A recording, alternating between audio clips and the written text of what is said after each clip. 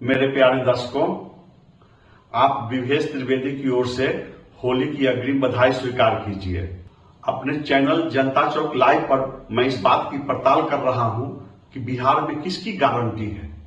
प्रधानमंत्री नरेंद्र मोदी के वादों की गारंटी है, प्रधानमंत्री नरेंद्र मोदी की गारंटी है, या प्रधानमंत्री के वादों की गारंटी है? क्या भाजपा सांसद अजय निषाद की गारंटी है?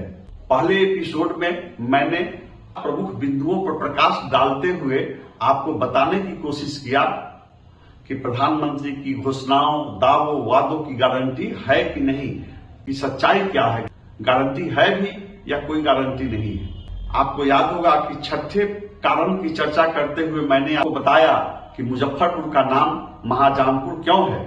अगर मोदी की गारंटी है तो हजारों लोगों के आयुष्मान कार्ड क्यों नहीं बन पा रहे हैं? चुनाव आया है तो आयुष्मान कार्ड बनाने की प्रक्रिया तो शुरू कर दी गई, लेकिन राशन कार्ड बनाने पर पाबंदी लगा दी गई है। अब जिनके राशन कार्ड नहीं है उनका आयुष्मान कार्ड नहीं बन सकता है। तो एक साजिश के तहत ठीक ऐसे समय में राशन कार्ड बनाना बंद कर दिया गया है जब आयुष्मान कार्ड बनाया जा रहा है। तो ये कैसी गारंटी है? आयुष्मान कार्ड हो या SKMCH हो, बिहार में गरीबों के इलाज की गारंटी कहीं नहीं है। अब मैं उस सातवें कारण की चर्चा कर रहा हूं जिसके आधार पर कहा जा रहा है कि बिहार में न तो नरेंद्र मोदी की गारंटी है और न ही NDA की घोषणाओं, वादों की गारंटी है। डबल इंजन की भी गारंटी नहीं है। मुजफ्फरपुर शहर में चांदनी चौक से बैरिया होते हुए 0 माइल चौक होते हुए बकरी चौक तक जो सड़क है, बार बार उसे 4 लेन में बदलने की घोषणा हो रही है, उसके चौड़ीकरण की घोषणा हो रही है, लेकिन पिछले 18 साल में उस सड़क का चौड़ीकरण नहीं किया गया है। अगर उस सड़क का चौड़ीकरण कर दिया जाए तो उत्तरी क्षेत्र में जाम से बहुत हद तक मुक्ति मिल सकती है, लेकिन डबल इंजन सरकार के द्वारा ऐसी कोई पहल नहीं की जा रही है। वादे किए जा रहे हैं, घोषणाएं हो रही हैं, जमीन पर वादों को उतारा नहीं जा रहा। अब मैं स्मार्ट सिटी की बात करता हूं। आप जब भी बात करेंगे भाजपा नेताओं से, वे स्मार्ट सिटी का ढोल बजाएंगे। आप उनसे पूछ सकते हैं कि स्मार्ट सिटी के कार्यान्वयन में इतना विलंब क्यों हुआ, योजनाओं के चयन में, योजनाओं की स्वीकृति में और योजनाओं के कार्यान्वयन में इतना विलंब क्यों हो रहा है, आप पूछ सकते हैं। और योजना के बारे में आपको जमीनी हकीकत की जानकारी लेनी है तो आप चले जाइए मुजफ्फरपुर पानी टंकी चौक पर। मुजफ्फरपुर पानी टंकी चौक से गौशाला रोड होते हुए मस्जिद चौक से पूसा रोड में जो सड़क जाती है, ये सड़क कहीं पर 8 फीट चौड़ी हो जाती है, कहीं पर 14 फीट चौड़ी हो जाती है, कहीं पर 16 फीट चौड़ी हो जाती है। 1 लेन की बात मैं कर रहा हूं। सड़क कभी कहीं ऊंची नजर आएगी, कहीं नीचा ढलान नजर आएगा। वहां पर अधिकारियों ने और जिला प्रशासन ने सड़क की चौड़ाई तय नहीं की है। इस सड़क में अतिक्रमणकारियों ने और ठेकेदारों ने अभियंताओं के साथ बैठकर सड़क की चौड़ाई निर्धारित की है। जहां जिसकी दादागिरी है वो सड़क पर अतिक्रमण करके बैठा हुआ है, और करोड़ों खर्च करने के बावजूद यह सड़क कई जगहों पर खतरनाक ढंग से सकरी नजर आएगी आपको। और दावा स्मार्ट सिटी का हो रहा है। 8वीं योजना है लकड़ी ढाही पुल। बूढ़ी गंडक नदी पर अखाड़ा घाट पुल पर जो भारी दबाव है उसे कम करने के लिए लकड़ी ढाही घाट पर एक पुल का निर्माण किया गया। वह पुल संपर्क सड़क के अभाव में हवा में झूल रहा है। करोड़ों रुपए खर्च करने के बावजूद अभी अगले 2-4 साल तक उस सड़क से यातायात शुरू होने की कोई उम्मीद नहीं। इस बात का जवाब डबल इंजन सरकारों के पास नहीं है कि करोड़ों खर्च के बावजूद उस पुल पर आवाजाही क्यों नहीं शुरू हो पा रही। अब मैं 9वीं योजना की बात करता हूं। बूढ़ी गंडक नदी पर अखाड़ा घाट पुल के समानांतर एक और पुल का निर्माण होना है, लेकिन उसका टेंडर बार बार रद्द हो रहा है। जानबूझकर ऐसा DPR बनाया जाता है, जानबूझकर ऐसा टेंडर जारी किया जाता है कि अच्छे कॉन्ट्रैक्टर उसमें अब रुचि नहीं ले रहे हैं। और अखाड़ा घाट पुल पर पिछले 15 वर्षों से रोजाना महाजाम लगता है। सैकड़ों गाड़ियां, हजारों लोग घंटों जाम में फंसे रहते हैं, लेकिन डबल इंजन सरकार की कोई अभिरुचि नहीं है कि समय रहते आप दिल्ली में जाएंगे, आप गुजरात में जाएंगे, 1 साल के अंदर पुल का निर्माण हो जाता है। यहाँ स्वीकृति मिलने, DPR बनाने, DPR की स्वीकृति, प्रशासनिक स्वीकृति, टेंडर, इसकी प्रक्रिया इतनी बड़ी हो जाती है, इसी में 5-7 साल लग जाते हैं। अब मैं 11वीं योजना की बात कर रहा हूं। यहाँ मुजफ्फरपुर के मझौली चौक से दरभंगा रोड से नेपाल सीमा तक NH 527C के निर्माण की स्वीकृति दी गई। यूपीए की सरकार ने वर्ष 2013 में स्वीकृति दी थी। बड़े तामझाम से उस सड़क का शिलान्यास किया गया था। 11 साल में भी उस सड़क का निर्माण पूरा नहीं हो पाया। अगले 5 साल में उस सड़क का निर्माण पूरा होने की कोई उम्मीद नहीं है। जगह जगह सड़क अधूरी पड़ी है। कटरा में बागमती नदी पर 5 किलोमीटर लंबे मेगा ब्रिज का निर्माण अभी तक नहीं हो पाया। सीतामढ़ी में नदी के ऊपर पुल का निर्माण नहीं हो सका है। पुपरी में जनकपुर रोड रेलवे स्टेशन के निकट रेलवे लाइन पर फ्लाईओवर का निर्माण नहीं हो सका है। तो अभी अगले 5 साल तक भी इस सड़क पर यातायात शुरू होने की उम्मीद नहीं है। अब मैं मुजफ्फरपुर से संबंधित कुछ रेल परियोजनाओं की जमीनी हकीकत आपको बता दूं। मुजफ्फरपुर दरभंगा रेल मार्ग, आपको डबल इंजन की सरकारें, भाजपा के सांसद यह नहीं बता पाएंगे कि मुजफ्फरपुर से दरभंगा के बीच स्वीकृत रेल लाइन का निर्माण क्यों नहीं शुरू हो पा रहा है। मुजफ्फरपुर छपरा रेल मार्ग कई जगह पर जमीन अधिग्रहण के बावजूद मुजफ्फरपुर छपरा रेल मार्ग का निर्माण क्यों नहीं हो पा रहा है, इसका जवाब आपको कोई नहीं देगा।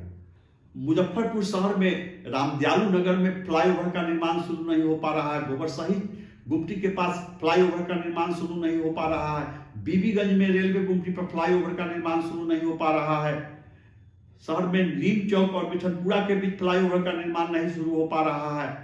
शेरपुर में फ्लाईओवर का निर्माण शुरू नहीं हो पा रहा है। और इन सभी आधा दर्जन रेल गुमटियों पर रोजाना सैकड़ों वाहन घंटों फंसे रहते हैं, हजारों यात्री फंसे रहते हैं। अगर आप वोट चाहे जिनको दें, आप वोट देने से पहले प्रत्याशी से पूछें कि इन रेलवे गुमटियों पर फ्लाईओवर का निर्माण क्यों नहीं हो पा रहा है। सरकार तो आपकी, तो फिर हम कैसे कह दें कि मोदी की गारंटी है, अजय निषाद की गारंटी है। अब जरा बैरिया बस स्टैंड में राष्ट्रीय बस अड्डे के निर्माण की बात हो जाए। आप सवाल पूछिए जो आपसे वोट मांगने आते हैं कि बैरिया में अंतरराज्यीय बस टर्मिनल का निर्माण कब तक पूरा हो पाएगा, कब तक निर्माण होता रहेगा। वाहनों से टैक्स की वसूली होती है, पर्याप्त पैसे हैं, लेकिन लाल फीताशाही की वजह से अंतरराज्यीय बस टर्मिनल का निर्माण पूरा नहीं हो पा रहा है। संविधान ने आपको मौका दिया है, आप अपने प्रत्याशी से पूछें कि मुजफ्फरपुर में वाटर ट्रीटमेंट प्लांट क्यों नहीं पूरा हो पाया, क्यों नहीं बन पाया है।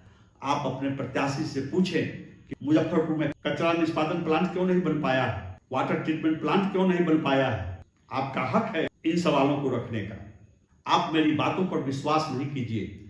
आप अपने अगल बगल के किसी गरीब बस्ती में चले जाइए, किसी गरीब परिवार के सदस्य जाकर पूछिए कि उनके परिवार के सदस्यों का आयुष्मान कार्ड बना है कि नहीं बना है। नहीं बना है तो क्यों नहीं बना है। बहुत ढिढोरा पीटा जाता है आयुष्मान कार्ड का, लेकिन जमीनी हकीकत जाकर पूछिए। आपको हर प्रखंड में एक नहीं, दो नहीं, हजारों परिवार ऐसे मिलेंगे जिनका आयुष्मान कार्ड नहीं बना है। आप किसान सम्मान निधि की सच्चाई जानने की कोशिश कीजिए। मैं 2 दिन पहले कटरा प्रखंड के मोहनपुर गांव में था। एक ग्रामीण महिला ने बताया कि गांव में 90% लोगों के खाते में किसान सम्मान निधि के 6,000 रुपए नहीं आ रहे हैं। आपके पास मौका है, आप प्रत्याशी से पूछें। डबल इंजन की सरकार किसान सम्मान निधि के पैसे क्यों नहीं रिलीज कर रही है। सिर्फ इसी आधार पर मैं नहीं कहता हूं कि मोदी की गारंटी नहीं है, अजय निषाद की गारंटी नहीं है। सबसे अधिक युवा वोटर होते हैं। युवाओं को क्या चाहिए? रोजगार चाहिए। बिहार में युवाओं को सबसे ज्यादा सेना में रोजगार मिलता रहा है, लेकिन जब से अग्निवीर योजना लागू की गई है हमारे युवा मायूस हैं, रोजगार के अवसर कम हो गए हैं। अगर इस मामले में आप तुलना करेंगे तो तेजस्वी यादव के दबाव में नीतीश कुमार बीपीएससी के माध्यम से बड़े पैमाने पर शिक्षकों की बहाली करने पर मजबूर हुए। आप मजबूर शब्द का इस्तेमाल नहीं भी कर सकते हैं, लेकिन हाँ, यह आपको मानना पड़ेगा कि तेजस्वी यादव ने जो वादा किया था महागठबंधन की सरकार के माध्यम से रोजगार देने के मामले में तेजस्वी यादव ने 100% नहीं तो कुछ हद तक ही सही रोजगार देने के प्रति तेजस्वी यादव प्रतिबद्ध नजर आए। चाहे आप किसी भी जाति के हों, आप अपने अड़ोस पड़ोस में ऐसे लोगों को देख रहे होंगे, ऐसी लड़कियों को, ऐसी महिलाओं को देख रहे होंगे जिनके घर खुशी है, उनके घर के किसी सदस्य को कहीं ना कहीं नौकरी मिल गई है, टीचर बन गए हैं। तो रोजगार देने के मामले में भी पिछले 10 सालों में नरेंद्र मोदी की सरकार सफल नहीं रही है। तो रोजगार के मामले में मोदी की कोई गारंटी नहीं। अब मैं अंतिम 2 कारणों की चर्चा कर लेता हूं। सबसे अंत में मैं चर्चा करता हूं मुजफ्फरपुर के पताही एयरपोर्ट की। हमने वादा नहीं किया था, नरेंद्र मोदी ने उसी पताही हवाई अड्डे पर कहा था कि पताही हवाई अड्डे को चालू किया जाएगा। 10 वर्ष बीतने को है उनकी सरकार के, पताही में हवाई अड्डा से यात्री सेवा नहीं शुरू हो सकी। डबल इंजन की सरकार थी, कभी केंद्र सरकार बिहार सरकार के पाले में गेंद फेंकती रही, कभी बिहार सरकार केंद्र के पाले में गेंद फेंकती रही, केंद्र सरकार जमीन की मांग करती रही। लेकिन आप अपने सांसद से सवाल कीजिए कि कितनी बार वे प्रतिनिधि मंडल के साथ नीतीश कुमार से मिले और जमीन अधिग्रहण की मांग किए। एयरपोर्ट चालू होना न होना तो बाद की बात है। जब आप पता करेंगे कि सांसद अजय निषाद ने मुजफ्फरपुर के सभी विधायकों के प्रतिनिधि मंडल के साथ जमीन अधिग्रहण की मांग करने के लिए कितनी बार मुख्यमंत्री से मुलाकात की, तो आप अचंभित हो जाएंगे।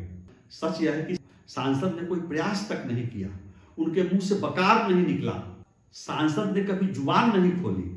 मुजफ्फरपुर में एम्स की मांग की चर्चा कर लेता हूं।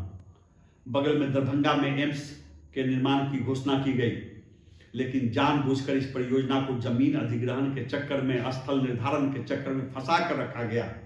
डबल इंजन के जो दोनों मुखिया थे आपस में लड़ते रहे, उलझते रहे, बयानबाजी चलती रही। इसमें एक और चालाकी होती है, एक धूर्तता होती है कि जमीन के अभाव में, स्थल निर्धारण के इंतजार में हम योजना को लंबे समय तक टाले रखें ताकि उसके लिए राशि रिलीज करने की नौबत नहीं आए।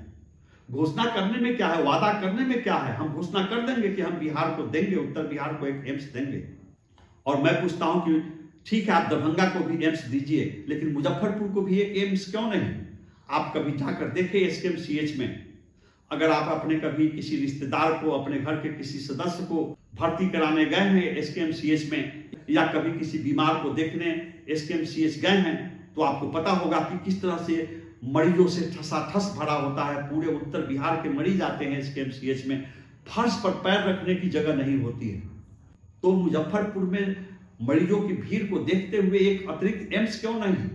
देश की जनता के इलाज की गारंटी कौन देगा, नरेंद्र मोदी देंगे या नीतीश कुमार देंगे, या ये लोग पलटी मारते रहेंगे और हम इंतजार करते रहेंगे। तो आप अपने कलेजे पर हाथ रखकर सोचिए कि जनता की मांग पर, मुजफ्फरपुर की जरूरतों पर, बड़ी योजनाओं को मुजफ्फरपुर लाने के मामले में आपके सांसद मुखर रहे हैं या बेजुबान रहे हैं।